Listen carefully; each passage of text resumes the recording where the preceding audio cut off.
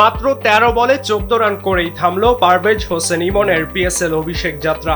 জাতীয় দলের মতো এদিন লাহোর কালান্দার্সও ইমনকে বিবেচনা করেছিল নাম্বার 4-এ, তবে ভরসার প্রতিদান দিতে পারেননি এই ব্যাটার। দলের সুবিধাজনক পরিস্থিতিতেই ব্যাটিংয়ে নেমেছিলেন ইমন, তবে ক্রিজে এসে সময় নিয়েছিলেন। ব্যাটে বলে কানেক্ট হচ্ছিল না ঠিকঠাক। অবশেষে রাইলি মেরিডিথের বাউন্সারে হুক করতে গিয়ে টপ এজে শর্ট মিড অনে উইকেট দিয়ে আসেন। আউট হওয়ার আগে ইমনের ব্যাটে দেখা গিয়েছিল দৃষ্টিনন্দন একটি 6-এর মার।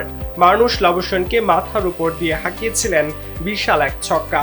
তবে অভিষেকে রান না পেলেও দিনটা মনে রাখার মতোই ছিল ইমনের, কারণ জাতীয় দলের সতীর্থ এবং বড় ভাই মোস্তাফিজের হাত থেকে যে নিয়েছিলেন পিএসএল ডেবিউ ক্যাপটা।